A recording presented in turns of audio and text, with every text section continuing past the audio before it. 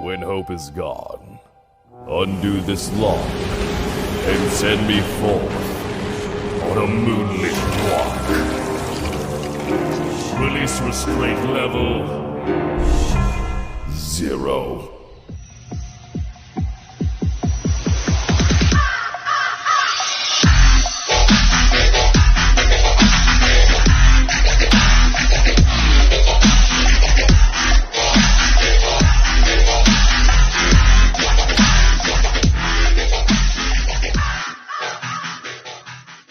Hey kids, wanna see a dead body? Hi guys, this is the Void of the Ravenclaw. Welcome back to another fanfiction story. If you like this type of content, hit the like button and comment down below and subscribe for future updates on my community tab that I keep updated frequently. Now let's continue where we last left off in our Mortal Kombat story. Scorpion's kunai spear shot forward towards Sektor.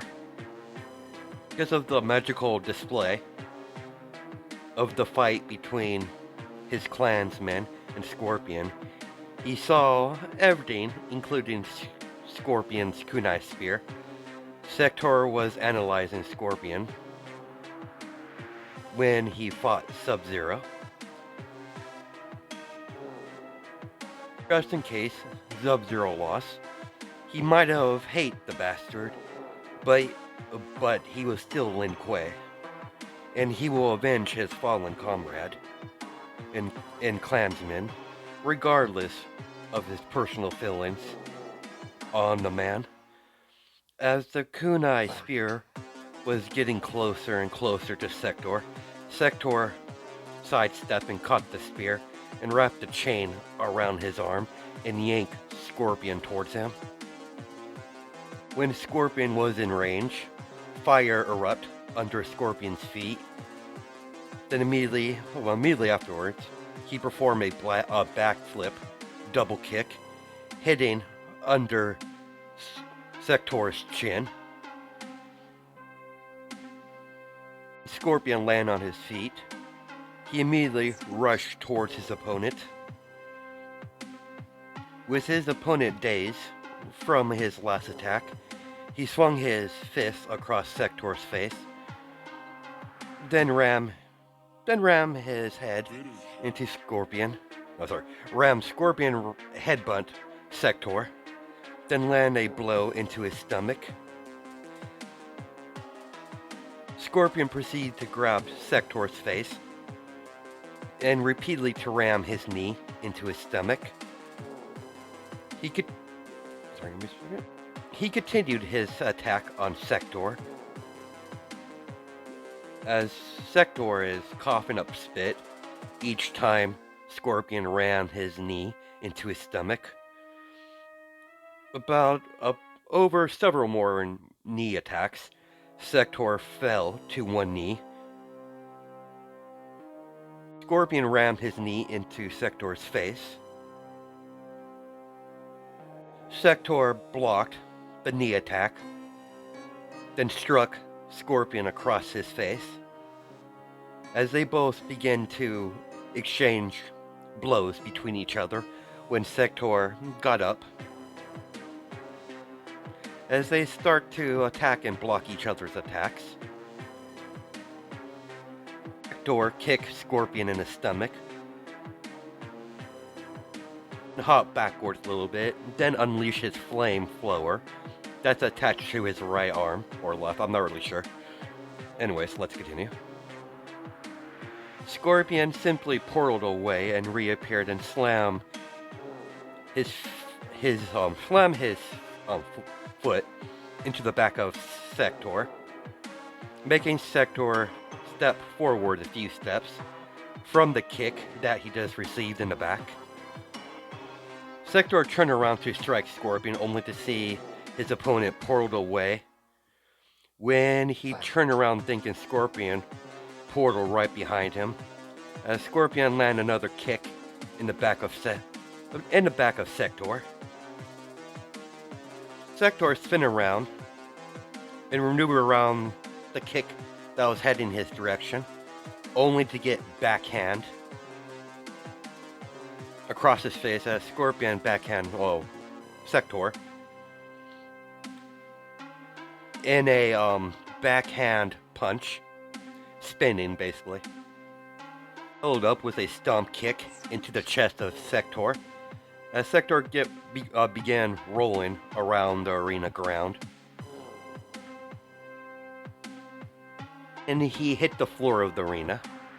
From the stomp kick, Sektor jumped up to his feet from the ground and got into a fighting stance, wincing in pain in his chest from that stomp he just received from Scorpion, as both opponents engage each other in hand-to-hand combat. It's about time he took this seriously.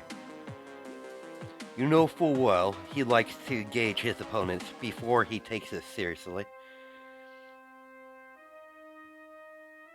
Even by some miracle, Sektor loses or dies in this match. Even if Sektor dies by the hands of Scorpion, Scorpion will not survive this tournament. Don't you agree, Smoke? Agreed. Cyrax. You know you know me. I always have your back, no matter what. Slowly but surely, the match slightly favors Sektor. It was favoring Scorpion at first. He was dominating the beginning of the match, but the shift is clearly visible as Sektor is taking charge of the fight, blocking and striking his opponent's attacks. After another, Scorpion would get hit by kicks and punches. Scorpion used his rage to focus it to his advantage as he blocked a high punch. Scorpion slammed his foot into in the back of Sektor when he dodged a incoming kick, maneuvering him the perfect position to land a powerful kick to the back, only for Sektor to spin around and block his attack with his knee. Once he withdraw his leg from the attack, Scorpion dodged a few more right swings to his face, then kicked the back of the knee of Sektor, forcing him to the ground. A knee again. Scorpion slammed his knee into Sektor's face to daze him. Then he jumped into the lair and did a spin kick. Then immediately went into... Small pause, I misread that part. Let's just continue forward. Then land a spin kick after he took half a step backwards. Scorpion picked up Sektor with one of his hands and let me try it again. Scorpion picked up Sektor with one hand and slammed his fist into his face, then repeatedly to headbutt Sektor in the face, dazing him further, leaving him wide open to a devastating uppercut, becoming airborne as Scorpion portals in the middle of the air, slamming his fist across his face while in mid-flight. While they both were falling down to the ground, Scorpion slammed his knee into Sektor's stomach when he made contact with the ground, as Scorpion jumped off his opponent. Last minute decision, Scorpion decided not to kill Sektor. It wasn't his time to die by his hands yet. He wants to kill Sektor in front of the Grand Master of the Lin Kuei. Scorpion will kill Sektor in front of Sektor's own father.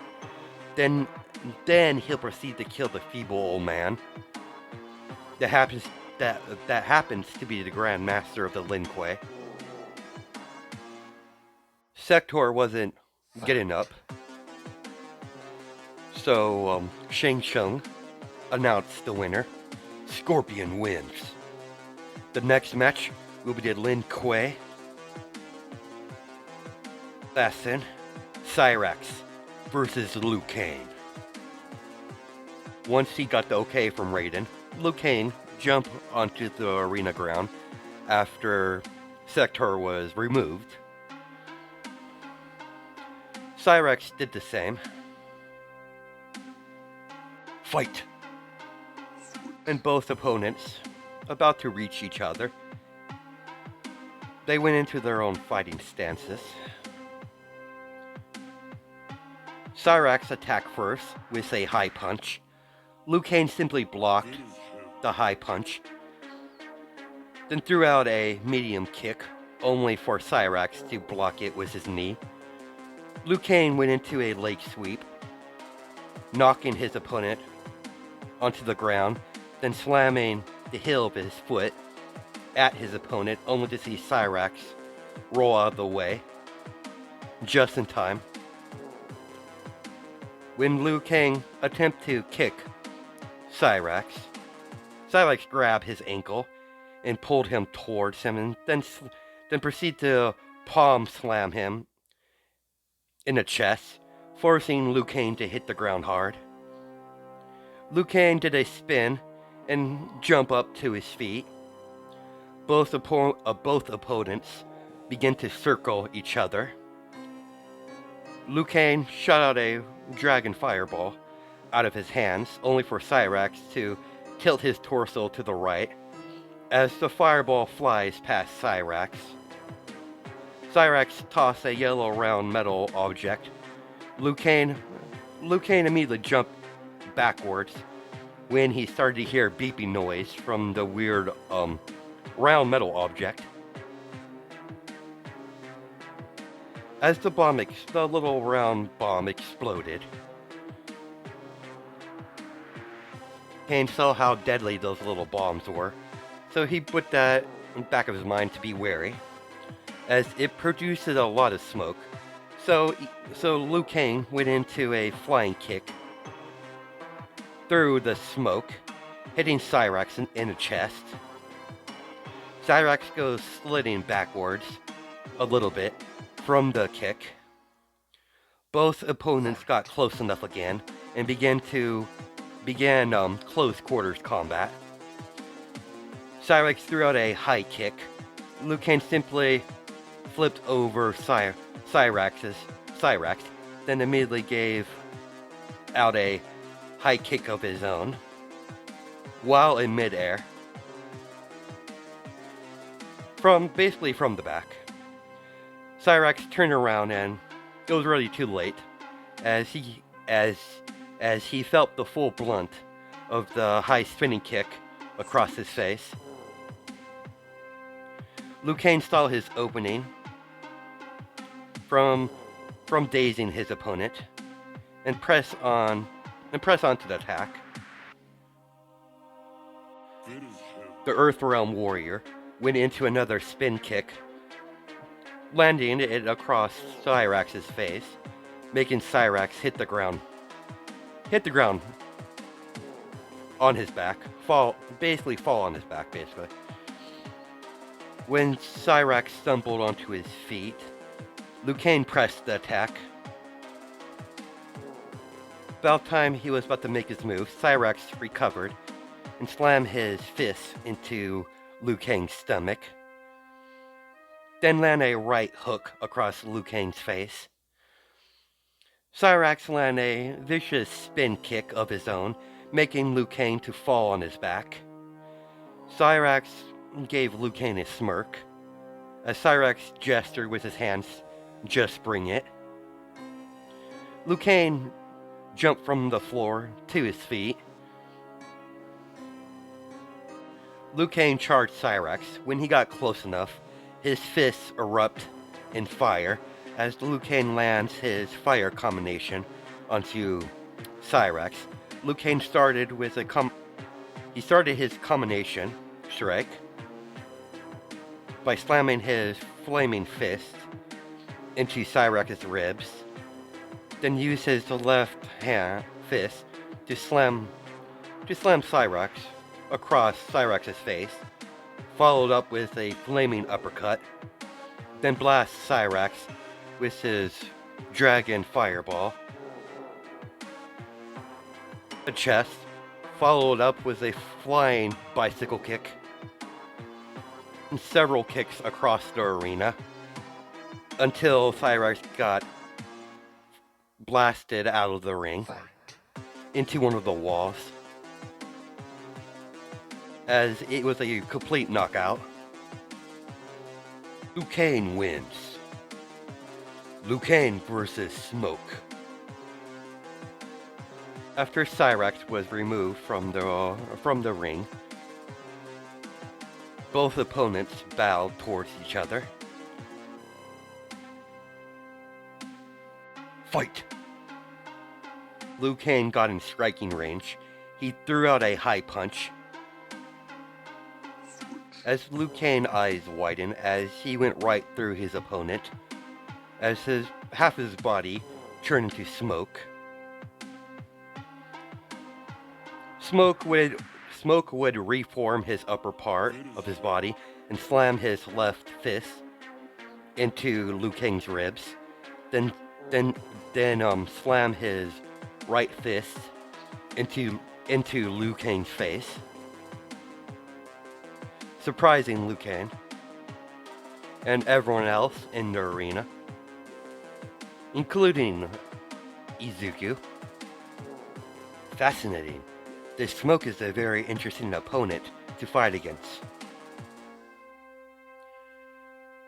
The Lin Kuei have many warriors with unique abilities.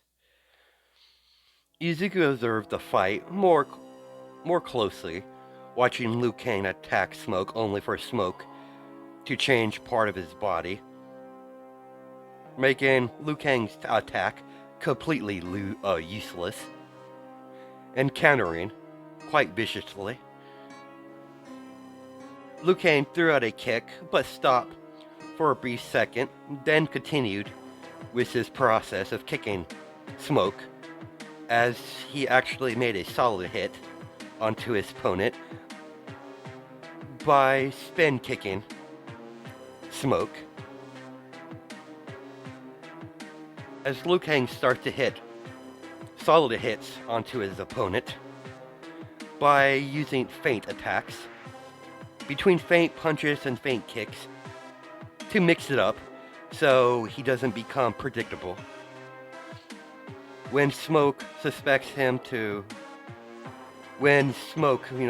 eventually figures out he's feint attacking him on purpose to land a solid hit,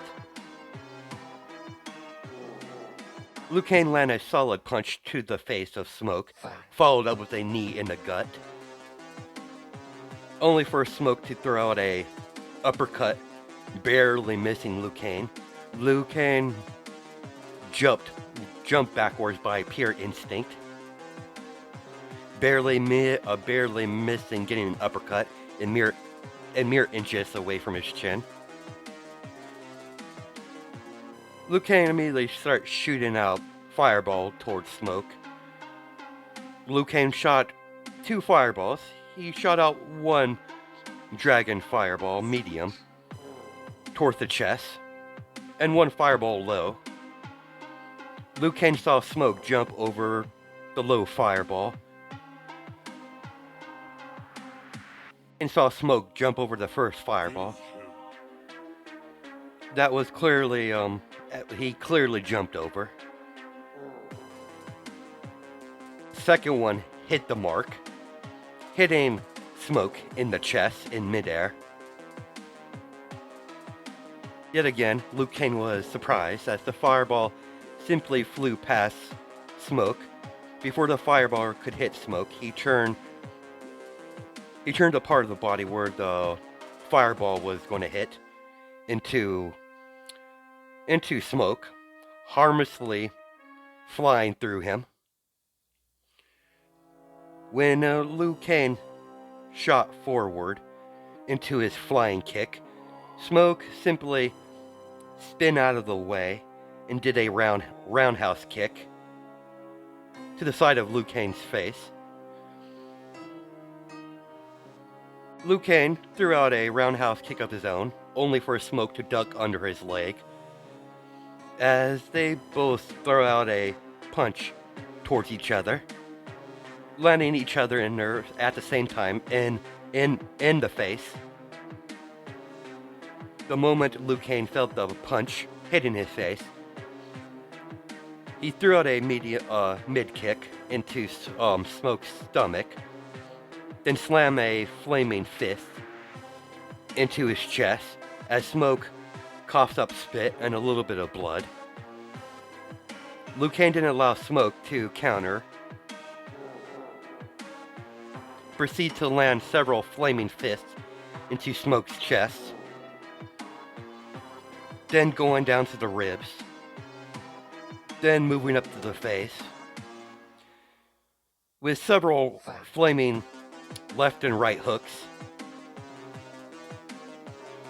then ending the combination with a spin kick. Liu Kang shot out a little more powerful dragon fireball from the palm of his hand into Smoke's chest as he goes flying out of the ring, as Shang Tsung announced the winner. Smoke is not getting back up. Liu Kang wins. Congratulations for the ones who has got to this point in this Mortal Kombat tournament. We will conclude our tournament tomorrow at dawn. You're free to enjoy the island until then. Shang Tsung got up and left the arena area. Izuku did as well. Izuku wasn't disappointed by the last match. He wasn't expecting Smoke to win, but he couldn't argue with Liu Kang's results in the match. Izuku was quite surprised by Liu Kang's skill in that match. Izuku is very confident in his skills. He knows if he fought the two of them, he could take them down. He could take both of them down at the same time, but he couldn't be helped be impressed by the performance they gave out during that last match. Before Izuku left the arena, he saw Scorpion portal right next to him. Izuku raised his eyebrows at Scorpion, approaching him. "What can I do for you, Scorpion?" "Thank you for your assistance earlier. Even I would have a hard time fighting 3 Lin Kuei at the same time." "Part of my job, Scorpion, but you're welcome nevertheless." Scorpion bowed before portaling away. Izuku walked out of the arena and made his way to the training area by pure accident. He was too engulfed in his thoughts to realize where exactly he was walking to. Izuku was broken out of his inner thoughts by sensing someone approaching him from behind. Izuku proceeded to spin around to see Jade. Jade picked up 2 bow staffs from the bow staff rack and tossed one of the bows to Izuku. "Catch." Izuku caught the wooden bow staff in his hands and raised his eyebrow at Jade. "Perfect timing, Deku. I need a sparring partner. I normally would train with Princess Katana, but she's currently busy with her own business. So how about it? You want to help a girl out?" Izuku shrugged his shoulders. "I got nothing else to do, so I'm game. Don't know much about Don't know much about bow staffs, but I've only used one a few times. On the odd occasion, I get an itch to use a bow staff. Zuko got into a bow staff fighting stance. So did Jade. Without warning, Jade rushed Izuku and swung her bow staff towards his feet.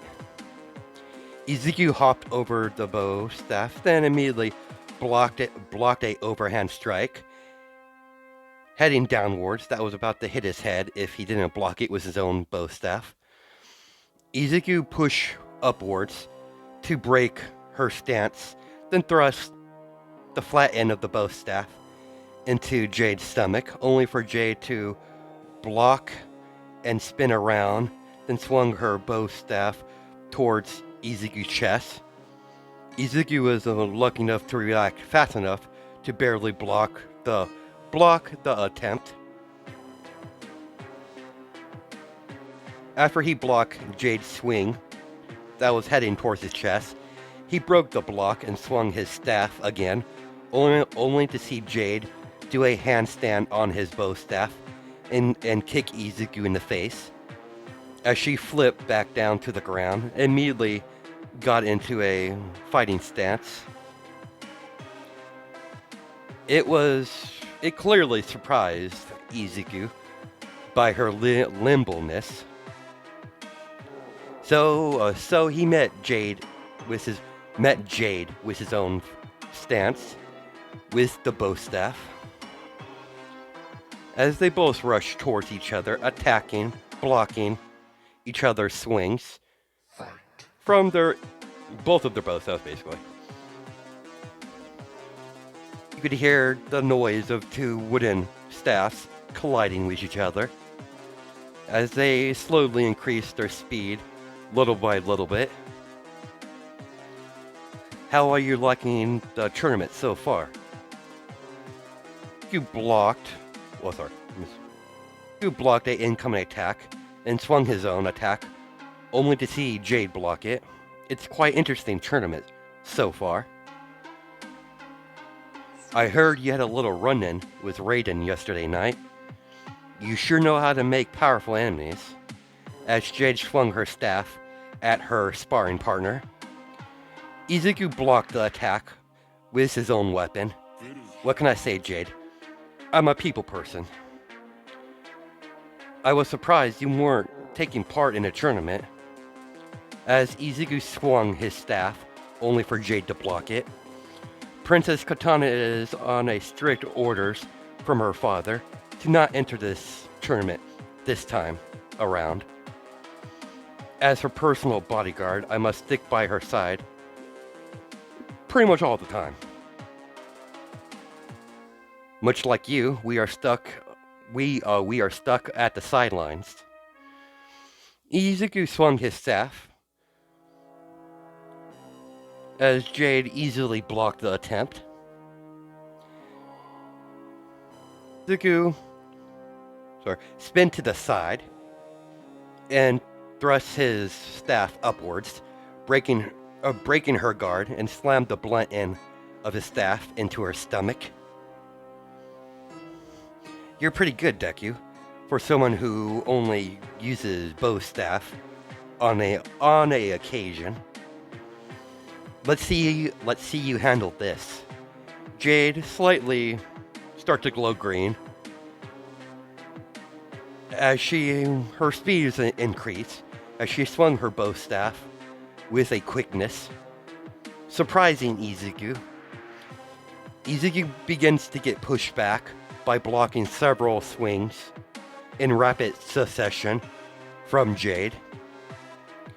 Jade used her staff to sweep the leg from underneath Izuku.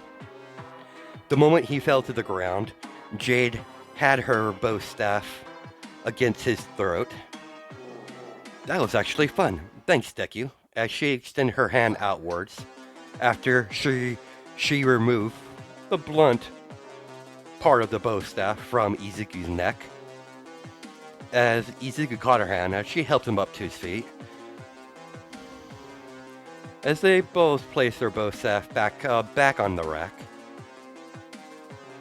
I'm glad you enjoy yourself, Jade.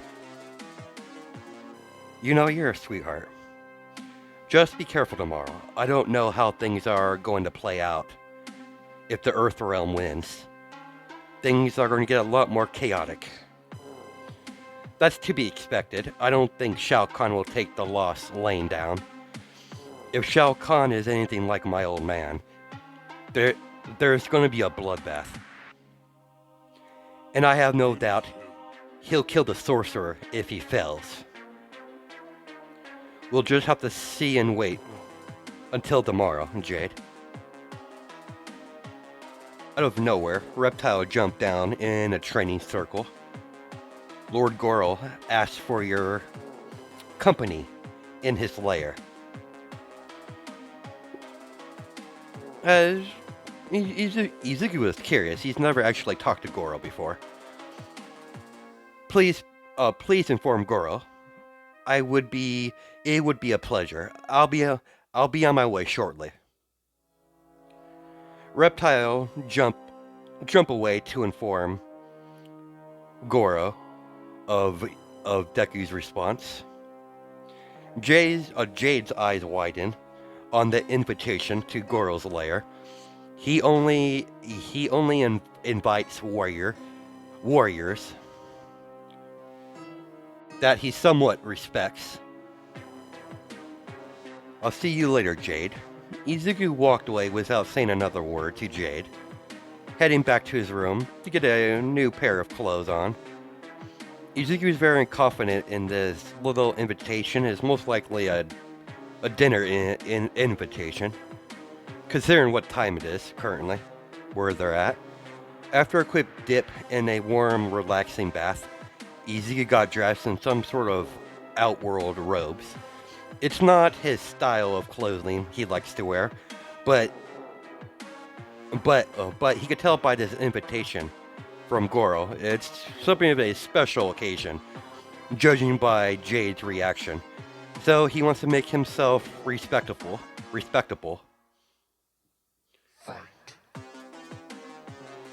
He left his room, fully dressed, and got close to Goro's lair. Several servants of several outworld soldiers directed him to Goro's lair. Izuku saw he wasn't the only one that managed to get an invitation. He saw Jax, Johnny Cage, Sonya Blade, Liu Kang, and all three of the Lin Kuei.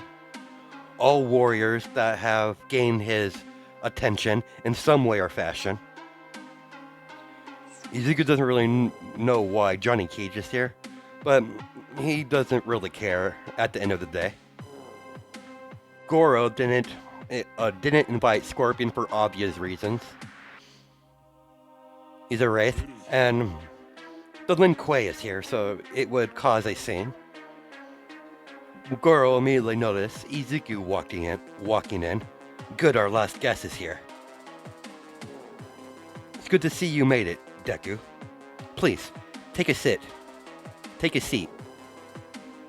Thank you for the invitation, Goro, as Izuku bows in respect and went on his way to take the only empty seat available, right between Jax and Sonya Blade. Izuku sat down right between Jax and Sonya, without not really saying anything much, until he spoke up. I hope you've been well, Jax. Outside of someone imprisoning me and making myself a fucking mind puppet and getting my ass kicked, I've been great. If I was in your shoes, I would be quite furious as well. You're being quite friendly for someone from the Outworld, considering we're both technically enemies and all. I'm not from Outworld. That got Sonya's curiosity. Don't tell me you're from Earthrealm. I'm not from Earthrealm. I'm not from Earthrealm either. My realm and your realm have some similarities. but I'll leave it at that. I do apologize for your comrade's death. It was nothing personal, I was just doing my job. I was quite pissed when I heard it from Sonia, but as a soldier, I can understand. I can see it in your eyes, kid. You're a soldier. Of what kind of soldier, it's still to be undetermined. And I got to say, you're pretty good to fight 3 Lin Kuei like you did. And come up, surprisingly, the victor. I'm well trained for combat. They only lost to me in that manner because they weren't expecting me. I clearly took them by surprise. If they did expect me for doing something like that, I would have a tough fight on my hands. But the Lin Kuei assassins left me with no choice. They were causing trouble, and I refused to allow such behavior under my watch. The staff walked in carrying all different trays of different type of food as they placed it on the table. Goro stood up. Eat to your heart's content. For some of you, this will be your last. Bit ominous, as Izuku said that more to himself than to anyone else. Izuku began to eat the warm food that was placed in front of him with proper etiquette, unlike some other people that are scarfing down the food with their bare hands like uncivilized savages.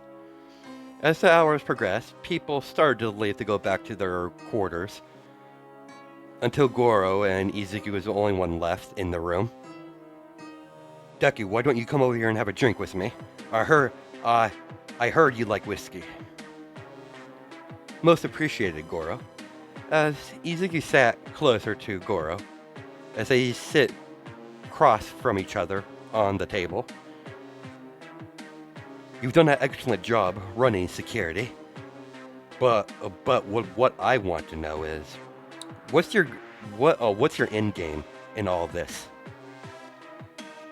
Everyone that serves Shao Kahn are after supping in some manner or fashion.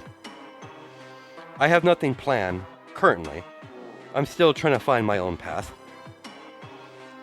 Well, you're quite young. You have plenty of time to figure that out, my boy. I feel sorry for the ones who become your enemies in the future. I saw how you handled those Lin Kuei assassins that tried to kill Scorpion. They left me no choice. I'm not blaming you, not one bit, for your actions. I would do the same thing in your place. I was just quite impressed how you handled the situation. I don't know how you redirected that fire from Sektor's flamethrower. Quite a mystery, Deku. I have many different types of abilities, Goro. I like to keep some secrets to myself. Just in case we ever come face to face in battle. Clever. If that day ever comes, Deku, I won't hold back. Me neither, Goro. Me neither. As Izuku gives Goro a grin. Thank you for the drink, Goro. I'm gonna head back to my chambers. You have a good rest of your night. Before I leave, if you fight this Liu Kang, don't take him lightly. He's different from the other competitors. I don't know how different or in what fashion, but there's something about him. He gives off the same aura that All Might produces. It revolts me. As Izuku left Goro's lair, at that, and head back to his chambers. As we cut to the next day, as you see Izuku wearing his normal attire, waiting for Shang Tsung to announce the first match of the day. Izuku look around, see what's left of the competitors, though, of the Mortal Kombat tournament. Liu Kang, Sonya Blade, Johnny Cage, and Scorpion. Come back, competitors. This is the last day of the Mortal Kombat tournament. By the end of this tournament, we will have a conclusion on Earthrealm's fate.